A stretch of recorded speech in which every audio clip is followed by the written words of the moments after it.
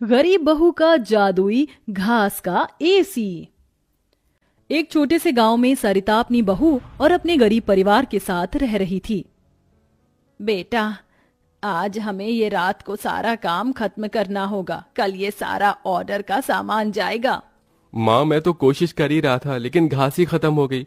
अब आप ही बताओ ना, मैं क्या करूँ? हमारे पास और कोई चारा नहीं है, हमें जंगल से और घास काट कर लानी होगी। इस समय जंगल में जाने का फायदा नहीं है, कभी भी कुछ भी हो सकता है। जंगली जानवर रात के समय ही बाहर निकलते हैं। अजय बिल्कुल सही कह रहा है बहू। अरे माँ जी, हम दो लोग अगर जाएंगे तो कोई जानवर पास नहीं आएगा, और फिर इतनी जल्दी कोई जानवर हमला नहीं करता। हमें ये ऑर्डर कल देना है, आप ये भी तो सोचिए। लेकिन बहू। माँ जी, आप चिंता मत कीजिए, कुछ नहीं होगा। बस आप बच्चों के पास ही रहना और उनका ख्याल रखना।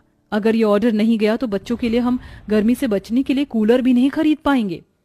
सरिता की बहू भाविका और उसका बेटा, वो तीनों घास से पंखे कूलर बनाने का काम किया करते थे, इसलिए उन्हें घास की जरूरत पड़ती थी। वह आधी रात के समय जंगल में जाते हैं।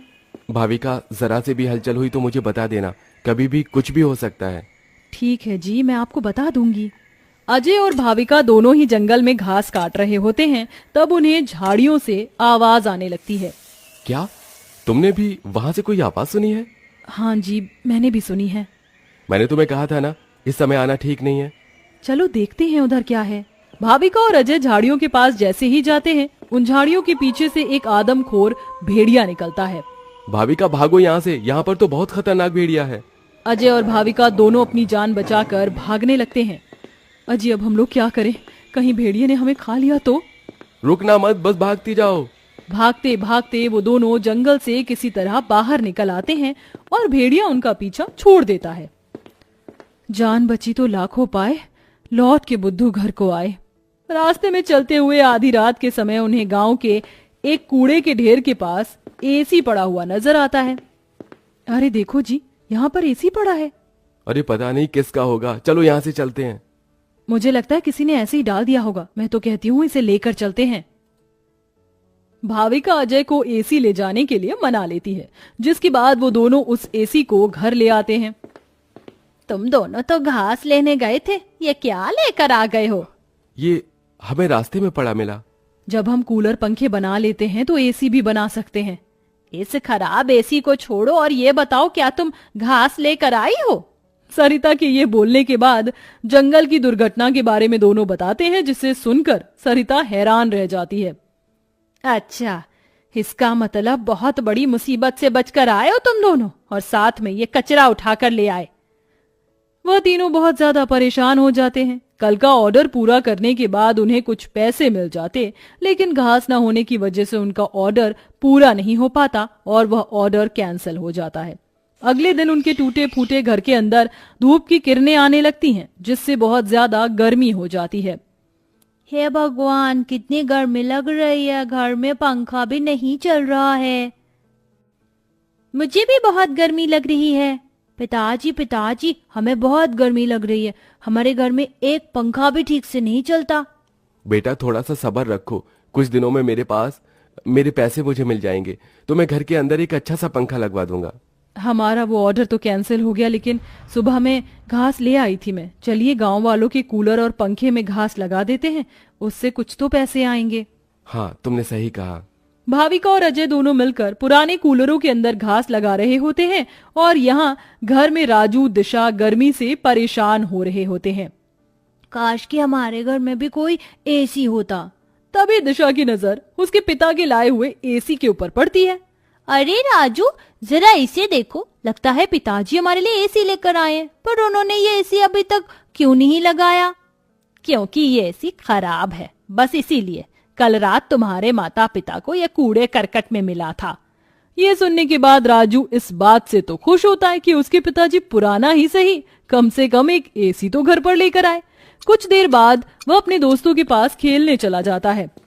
ढोलू ढोलू, कहाँ हो तुम? चलो खेलते हैं। आज मैं नहीं आ सकता, बहुत गर्मी है, और इतनी गर्मी में मेरा मन नहीं कर रहा है आने का, क्योंकि मेरे घर के अंदर एसी लगा हुआ है। मैं उसकी ठंडी हवा में ही बैठना चाहता हूँ। क्या कहा? तुम्हारे घर के अंदर भी एसी है? हाँ, और हमारा एसी बहुत अच्छा चलता है, बहुत ठंडा कर देता है घर को। राजू यह सुनकर बहुत खुश होता है। वह वापस अपने घर पर आता है और अपने पिता से कहता है, पिताजी पिताजी मेरे लिए एसी ठीक कर दीजिए, बहुत गर्मी होती है घर के अंदर, मेरे सभी दोस्तों के पास एसी है। राजू बेटा, मैं एसी ठीक करने वाला नहीं हूँ। कहीं मुझसे एसी खराब हो गया तो ज्यादा पैसे चले जाएंगे उसे ठीक करवाने में। अरे पिताजी आप तो एक्सपर्ट हो, आपको तो सब कुछ आता है, आप एसी को भी ठीक कर दोगे, मुझे पता है। राजू के कहने पर अजय एसी को ठीक करने की कोशिश करता है। अजय को लगता है कि उसके ठीक करने पर एसी ठीक हो गया होगा, लेकिन एसी ऑन होते ही उसके अंदर से धुआं निकलने लगता है। ये क्या हो गया, लगता है ये एसी खराब है, फेंक दो इस एसी को। राजू गुस्से में ऐसा कहकर चला जाता है, जिसके बाद उसे इस तरह देखने से उसके दोनों माता पिता परेशान हो जाते हैं। हमें हमारे बेटे के लिए एक एसी तो बनाना चाहिए। भाविका और अजय दोनों अब सारे काम छोड़कर उस एसी को ठीक करने में ही लग जाते हैं। वह उसकी ठंडी हवा खाने के लिए उसके चारों तरफ हरी घास लगा देते हैं, जिससे कि उस एसी की हवा और भी ज्यादा ठंडी हो जाए। चलो अब एसी तैयार है, इसे चलाकर देखते हैं। भाविका जैसे ही घास का एसी चलाती है, अचानक से उस एसी के आंख नाक मुंह बन जाते हैं।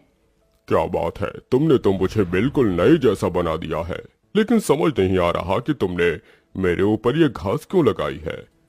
एसी को बात करते हुए देख वो सभी डर जाते हैं। अरे हाँ सॉरी, मुझे माफ करना, मैं अपने आप को इंट्रोड्यूस करना भूल गया। मैं एक जादुई एसी हूँ, मेरे पास परी लोक की शक्तियां हैं, मैं गरीबों की मदद करता हूँ और तुम्हें मेरी बहुत ज्यादा जरूरत थी, लेकिन मैं खराब होने की वजह से अपनी शक्तियां इस्तेमाल नहीं कर सकता था। तुमने मुझे ठीक कर दिया, उसके लिए तुम्हारा बहुत बहुत शुक्रिया। माँ पिताजी देखो, ये एसी तो बात भी करता है। हाँ, तुमने बिल्कुल सही कहा, ये तो कोई जादुई एसी है। तुमने बिल्कुल सही कहा, मैं हूँ एक जादुई एसी, बल्कि अब मैं हूँ एक घास का जादुई एसी और मुझे तुमने बनाया है। ये घास का जादुई एसी चलता भी है या फिर बस बातें ही करता है? तभी जादुई एसी के अंदर से ठंडी ठंडी हवाओं के साथ घास के बने हुए एसी निकलने लगते हैं। अरे वाह, इसकी ठंडी हवाओं के साथ इसके अंदर से तो घास के बने एसी भी निकल रहे हैं। यही तो मेरा जादुई कमाल है, मेरी ठंडी हवाओं के साथ तुम्हें घास का एसी भी मिलेंगे। ये तो सोने पर सुहागा हो गया। ऐसा जादुई एसी मैंने कभी नहीं देखा। अब उनके पास इतने सारे घास के एसी हो गए थे जिन्हें वह देखकर सोच में पड़ जाते हैं। आजकल बाजार में एसी बहुत महंगा मिलता है, हम घास के बने हुए सस्ते एसी बेचकर पैसे कमा सकते हैं। सही कहा माँ आपने, पर क्या लोग घास के बने एसी खरीदना चाहेंगे? सरिता यह सुनकर थोड़ी देर चुप हो जाती है। हमें पहले एसी बेचकर देखना चाहिए। इस तरह भाविका और अजय दोनों मिलकर बाजार में घास के बने एसी बेचने के लिए चले जाते हैं, जहां घास के बने एसी देखकर सभी लोग हैरान रह जाते हैं। एसी तो बहुत देखे, लेकिन ऐसा एसी नहीं देखा, ये तो बहुत अलग है। घास से बने एसी मैं भी खरीदना चाहूंगी। कितने का है एक? ज्यादा नहीं, मात्र 1000 रुपए का है।